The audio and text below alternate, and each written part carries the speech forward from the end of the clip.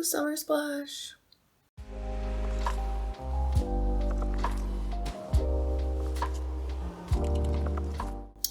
Hi, hello, how are you? My name is Alex. If you're new here, it's nice to meet you. If you're coming back, we're best friends now. This July, I'm doing a fun little thing called Summer Splash, which is a readathon that was started by Sally. And it's just a really great reading challenge to get us, hyped for the books that we gotta get reading and hyped for summertime.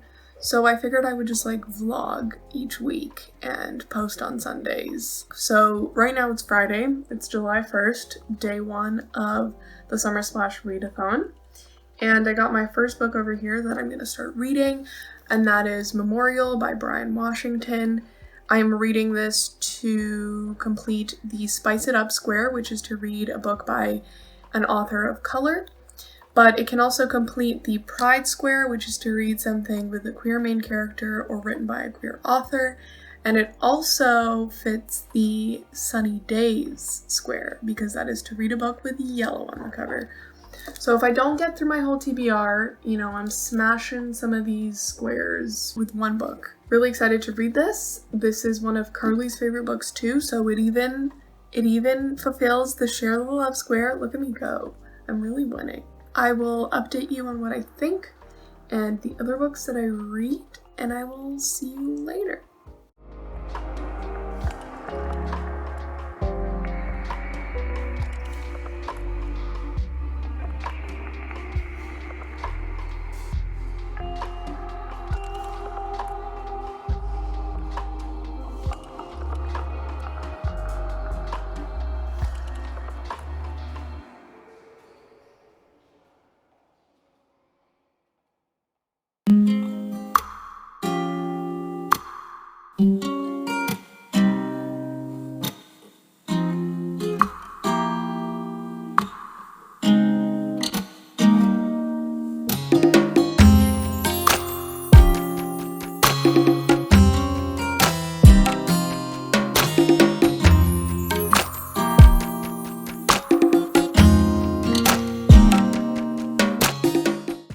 I have just woken up from a nap and I am very disoriented.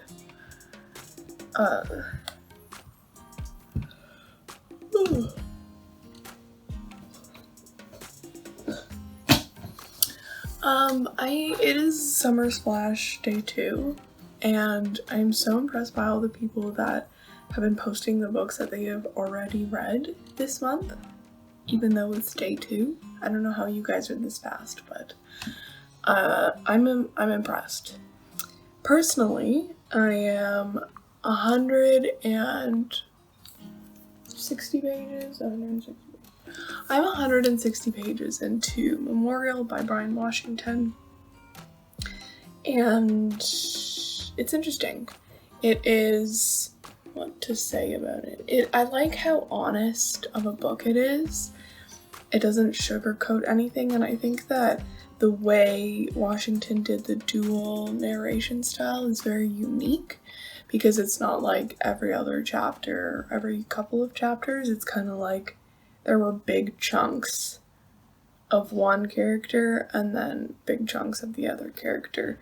So it's interesting to get to see their different perspectives during that specific time in their life. But for those of you who didn't like Sally Rooney's books because she doesn't use quotation marks, unfortunately this one does not either. So if that really bugs you, sorry.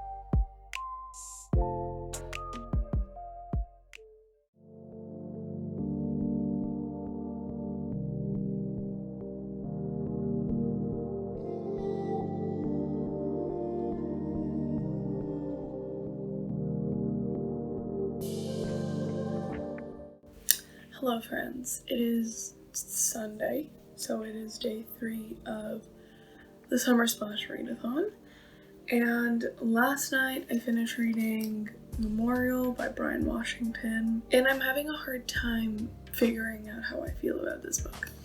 So I really appreciated the unique perspective of relationships that Brian Washington showed.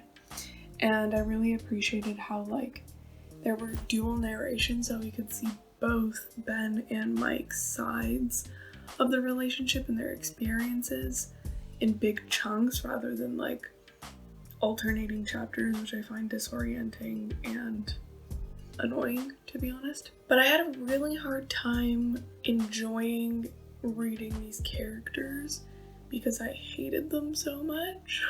They both felt selfish to me, and they were also both horrible for each other and, like, remaining in a relationship that was, like, toxic on both ends. And I think I just had a hard time understanding their characters. Like, I sympathized with them, and they both had, like, complicated family relationships and like, complicated childhoods and such. But I don't know. In the end, I gave it 3 stars. Because, like, I did appreciate the writing and I did appreciate the storytelling. I just really hated the 2 protagonists. So, yeah. And then this morning I started Kim Ji-young, born 1982, by Cho Nam-ju, and I am about halfway. I'm on page 80, so I'm exactly halfway through the book. It's a pretty quick read. Like, there's honestly not even a lot of words on the page, so I'm probably going to finish this before this afternoon. And then I'm going to go to the library later to pick up a couple books that I have on hold, including The Pisces, which I'm buddy reading with Kirsty and Allison. So I'm super excited to get started on that.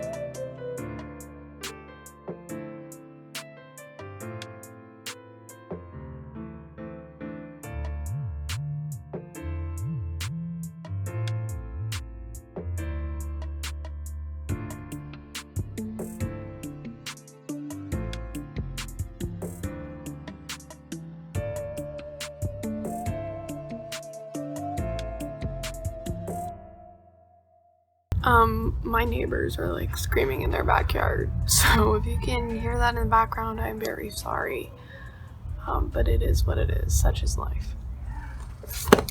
So I just finished my second book of the Summer Splash readathon. I read Kim Ji-young, Born 1982 by Chonam-ju. I thought this was brilliant. It's phenomenal. It is a very well put together commentary on how women are severely devalued in society, and it's a commentary on the perception of women, women's worth, and motherhood, and how once women become mothers, which is what is expected of them, they have nothing to offer to society.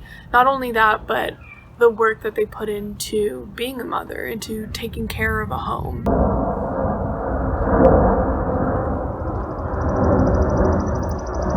I'm having regrets doing this outside.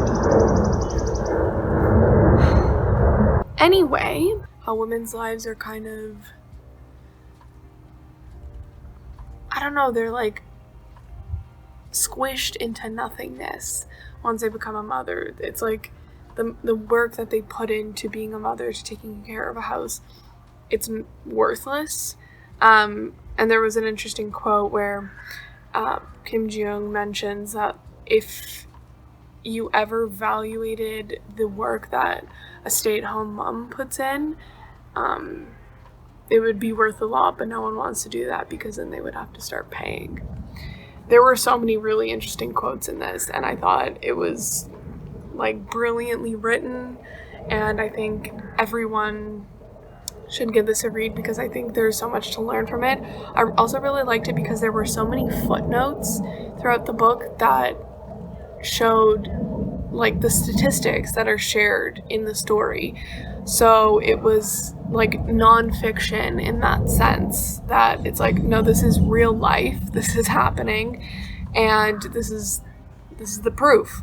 So I thought that was really smart, and I really appreciate it. So I really enjoyed reading this, and yeah, I'm curious to read her other two books. She has two other books. I'm not sure if they are translated into English, but I will be looking into it.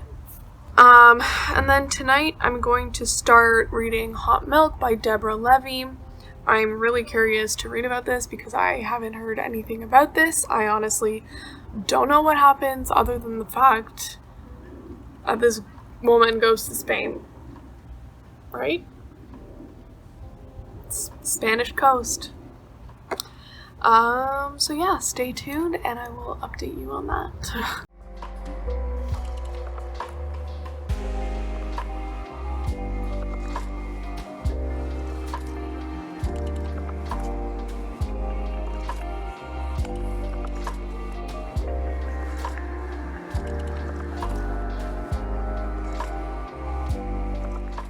Good morning. I'm just laying here in the grass before I have to go into work for the day.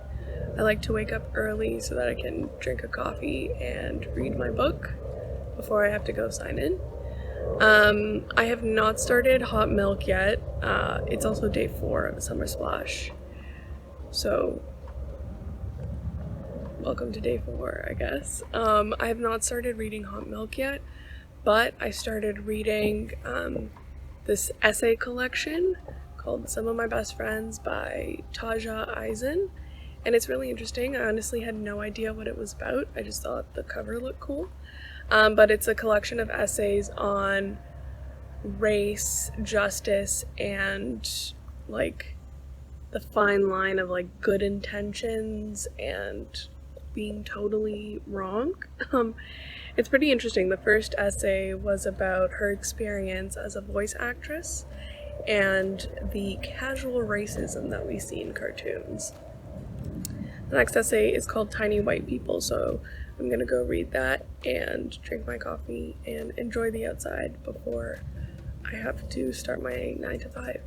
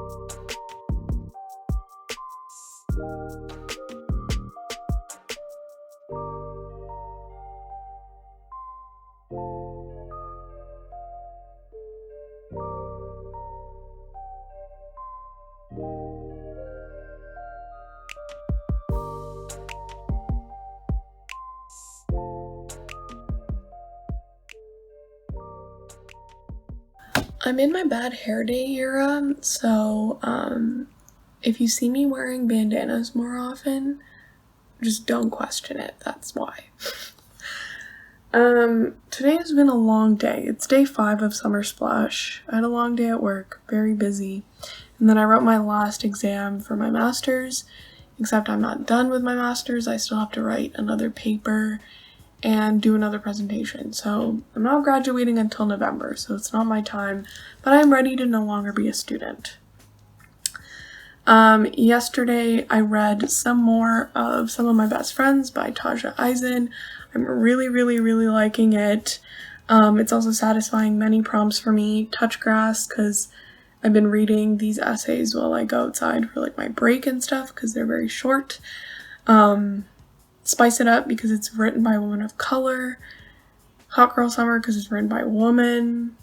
And Branch Out, because I don't usually read essays, and this is an essay anthology, but I'm really enjoying it. I think everyone can stand to learn from this book and also enjoy this book.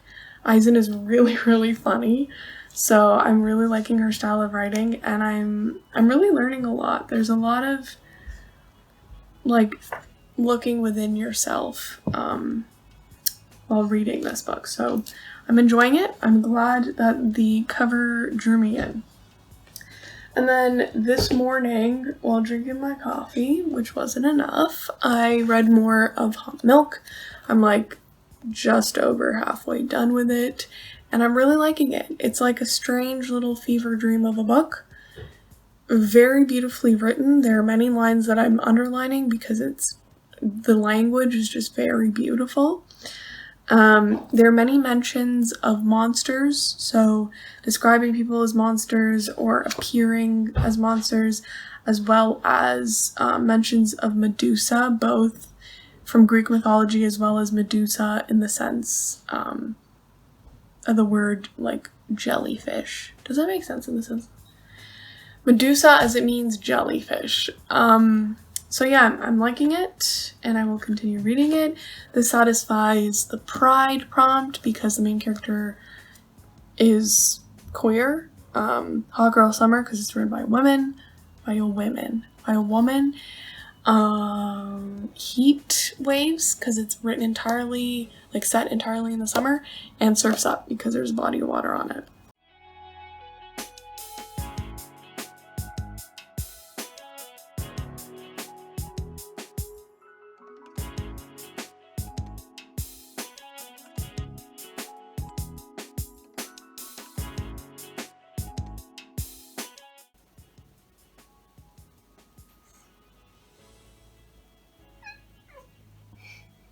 You want to go outside?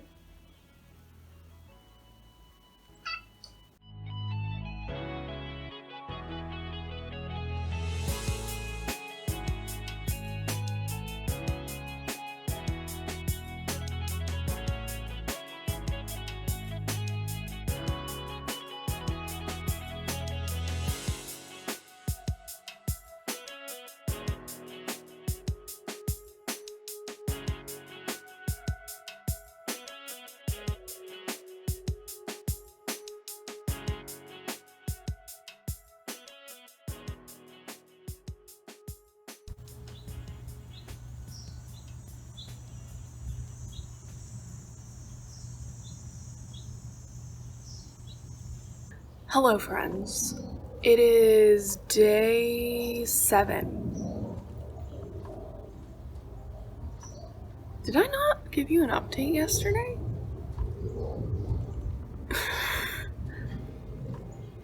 I guess I didn't. It is day 7 of Summer Splash. I have not been filming that much the last couple days because I'm not doing great. So I've just been not reading as much and just kind of chilling and doing my own thing. However, I did finish Hot Milk by Deborah Levy, and it was fantastic. Like, it was so incredible. I loved it so much. It was my first 5-star of Summer Splash. It's my 3rd book to be completed. There were just so many literary devices used that were just so interesting, and it was so weird and like freaky, and I don't know, it was a gorgeous book. I really loved it, and I highly recommend it, especially if you're into literary fiction, you're curious about like mother-daughter relationships, you're interested about Spain. It's very summer vibes. It's like, yeah, it's great. That's all I really have to say about that. And then I have read a bit more of Some of My Best Friends. I'm gonna read another essay this morning, and I'm still enjoying it so far. I have not started another book yet, but I might, because usually when I read like essay or short story collections, I like to read something else alongside it. So yeah, I might start the Pisces because I'm reading that with Ali and Kirsty, so I gotta get on that. I recently picked it up from the library, so it's ready to go. I'm going to read another one of these essays and eat my breakfast, and then go to work. So I'll see you later. Hopefully I'll film more today. This is the last clip for this vlog, and then I'll probably start a new one tomorrow, because tomorrow's Friday. So yeah, see you later.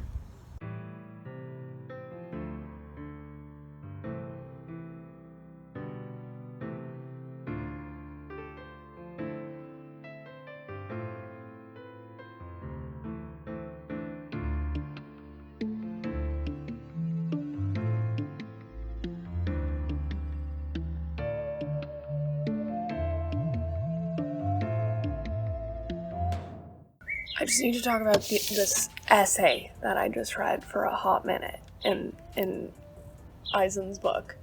Holy, this is so good. I think there's so many interesting essays in this, but so far, this one has been my favorite, and it's called This Time Is Personal, and it's a lot about like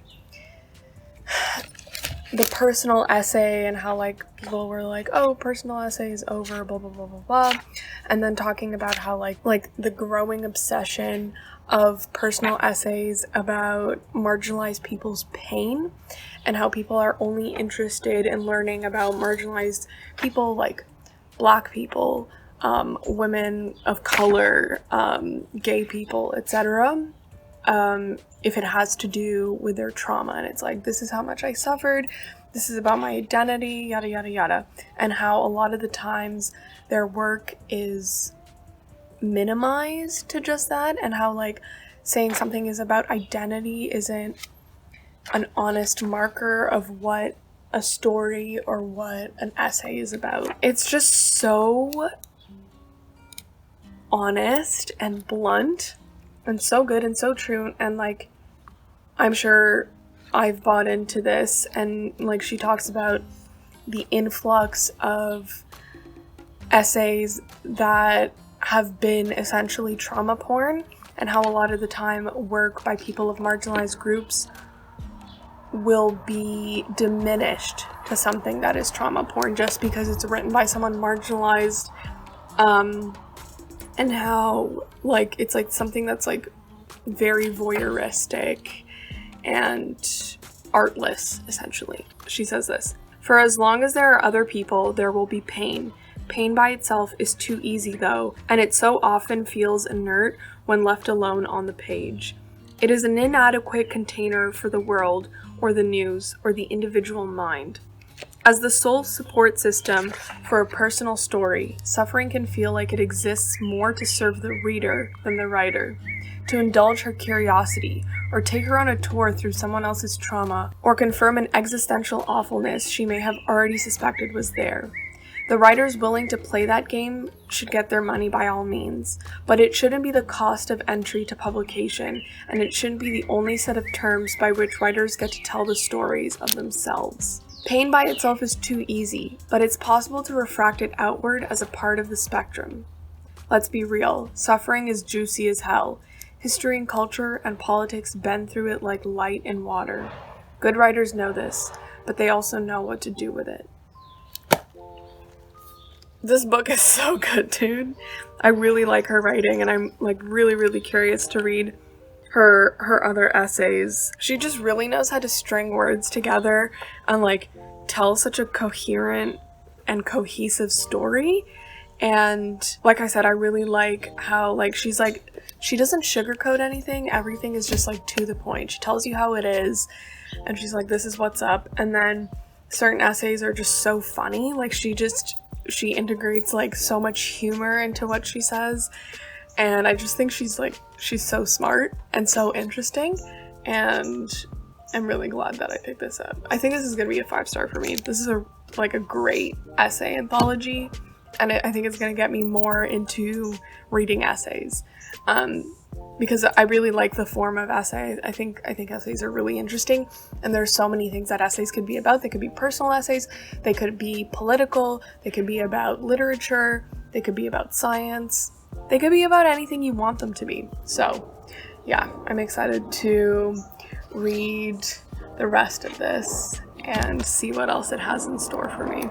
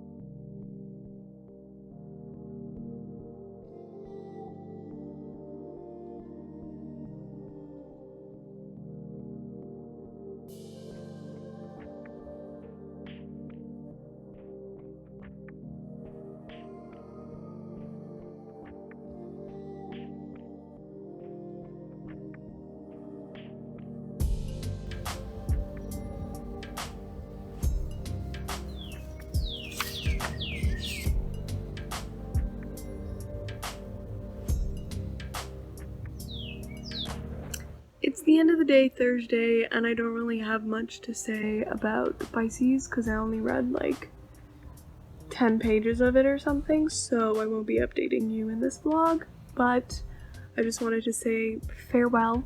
This is the end of the vlog, my bad, and I'll see you next week. This has been fun. Bye-bye.